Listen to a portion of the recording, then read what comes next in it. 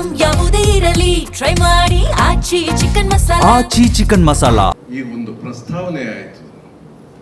ಶಂಕರ ಅಶ್ವಥ್ ಅವರು ಬಹಳ ಹಿಂದೆಯಿಂದನೇ ನೋಡಿದ್ದೀನಿ. ಅವರು ಬೆಳಿಬೇಕಾದ ಎತ್ತರಕ್ಕೆ ಯಾಕೆ ಬೆಳೀಲಿಲ್ಲ ಅನ್ನೋದು ಒಂದು ದೊಡ್ಡ ಪ್ರಶ್ನೆ ಅಂತ.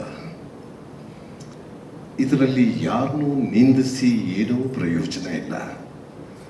ಅಧ್ಯಕ್ಷರವರು ಹೇಳಿದ್ರು, ಅವರು ಮಾತಲ್ಲೇ ಹೇಳ್ತಾ ಇದ್ರು, ಅದನ್ನು ಕೇಳಿಸ್ಕೊತಾ ಇದೆ. ಒಂದೆರಡು ಪದ ಹೇಳಿದ್ರು, ಇದು ದೌರ್ಭಾಗ್ಯನೋ ದೌರ್ಬಲ್ಯನೋ ಅಂತ. ಇದು ಮನುಷ್ಯನ ಮಿತಿ ಮೀರಿದಂಥದ್ದು.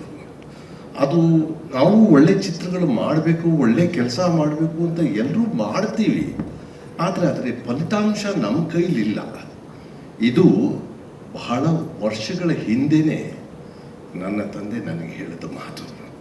ಹಾಗಾಗಿ ನಾನು ಯಾರನ್ನೂ ಏನೂ ನಿಲ್ಲಿಸಲ್ಲ. ನನ್ನ ಹಣೆ ಬರೋಕ್ಕೆ ನಾನೇ ಹೊಣೆ, ನಾನೇ ಬೇಕು, ನಾನೇ ಮಾಡಬೇಕು ಅಂತಿದ್ರೆ ಅದು ನನಗೆ ದಕ್ಕುತ್ತೆ ಅನ್ನೋದು ಹಿಂದೆಯೇ ನನ್ನ ತಂದೆನೂ ನನಗೆ ಹೇಳಿದ್ದ. ಹಾಗಾಗಿ ಬಹಳ ವರ್ಷಗಳಿಂದ ಈ ಚಿತ್ರನ ನಮ್ಮ ಸುಕುಮಾರ್ ಅವರು ಬಹಳ ಕಷ್ಟಪಟ್ಟು ಮಾಡ್ತಾ ಇದ್ದಾರೆ ಅಂತ ಕೇಳ್ಪಟ್ಟಿದ್ದೆ. ನಮ್ಮ ನಿರ್ದೇಶಕರವ್ರಿಗೆ ಅದು ಹೇಗೆ ನಾನು ಬೇಕು ಅಂತ ಅನ್ನಿಸ್ತು ಗೊತ್ತಿಲ್ಲ ನನಗೆ. ಕೊನೆಗೆ ನನ್ನ ಕರೆದು ನನಗೊಂದು ರೋಲ್ ಕೊಟ್ಟು ನಾನು ನಿಜವಾಗಲೂ ಅನುಭವಿಸಿದಂತಹ ಕೆಲವು ಕ್ಷಣಗಳಿತ್ತು. ಹಾಗಾಗಿ ಅದರಲ್ಲೂ ಒಂದು ಹಾಡು, ಆ ಹಾಡು ಕೇಳಿದ್ರೆ ಸಾಕು ನನ್ನನ್ನು ನಾನೇ ಮರಿತೀನಿ. ಅಂತಹ ಒಂದು ಹಾಡು ನನ್ನಂತಹ ಒಬ್ಬ ಪೋಷಕ ನಟನಿಗೆ ಅದು ಆ ಒಂದು ಅವಕಾಶ ಕೊಟ್ಟಿದ್ದಕ್ಕೆ ನಾನು ಇವರಿಗೆ ಚಿರಋಣಿ ಅಂತ ಹೇಳ್ತೀನಿ. ಭಾಳ ಕಷ್ಟಪಟ್ಟು ಮಾಡಿದ್ದಾರೆ. ಎಲ್ಲರೂ ಕಷ್ಟಪಟ್ಟೇ ಮಾಡೋದು, ಸುಲಭವಾಗಿ ಯಾರೂ ಏನೂ ಮಾಡೋಕ್ಕಾಗಲ್ಲ. ಒಳ್ಳೆಯದಾಗಲಿ ಅಂತ ಹರಿಸ್ತೀನಿ. ಯಾಕೆ ಅಂತಂದರೆ ನನಗೆ ಗೌರವ ಕೊಟ್ಟರು, ಅವಕಾಶ ಕೊಟ್ಟರು. ಹಾಗೆ ನಮ್ಮ ಮಾಧ್ಯಮದಲ್ಲಿ ಇಲ್ಲೊಬ್ಬರು ಇದ್ದಾರೆ, ಅವ್ರು ಯಾರು ಅಂತ ನಾನು ಹೇಳದೆ ಹೋದರೂ ಅವ್ರಿಗೆ ಗೊತ್ತಾಗುತ್ತೆ. ಅವರು ಈ ನನಗೆ ಗೌರವ ಹೇಗೆ ಕೊಡಿಸ್ಬೇಕು ಅಥವಾ ಕೊಟ್ಟರು ಅನ್ನೋದನ್ನು ಅವರು ಸಾಕ್ಷಿ ಅಂತ ನಾನು ತಿಳ್ಕೊಂಡಿದ್ದೀನಿ. ಹಾಗಾಗಿ ನಮಗೆ ಗೌರವ ಕೊಟ್ಟು, ಅವಕಾಶ ಕೊಟ್ಟು, ಪ್ರೀತಿ ಕೊಟ್ಟರೆ ಸಾಕು. ಆಕೆದು ಪರಮಾತ್ಮನ ಸೇರಿದ್ದು. ಎಲ್ರಿಗೂ ಒಳ್ಳೆಯದಾಗಲಿ.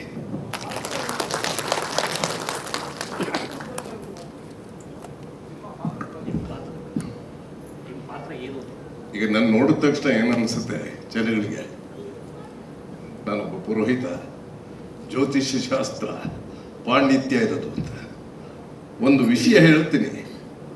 ಅದು ವಿವಾದಕ್ಕೂ ಒಳಗಾಗಬಹುದು ಅಂತಹ ವಿಷಯನ ಹೇಳ್ತೀನಿ.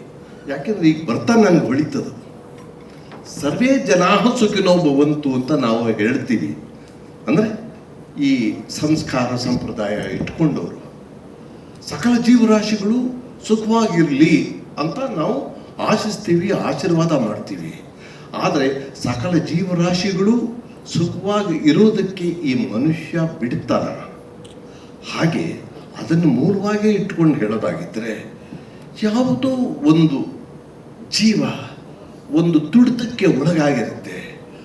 ಆ ಜೀವನ ರಕ್ಷಣೆ ಮಾಡೋದಕ್ಕೆ ಈ ವೇಷಧಾರಿ ಬರ್ತಾನೆ. ಅದನ್ನು ನಾನು ನಿಮ್ಗೆ ಹೇಳ್ತೀನಿ. ಅಂತಹ ಒಂದು ಪಾತ್ರ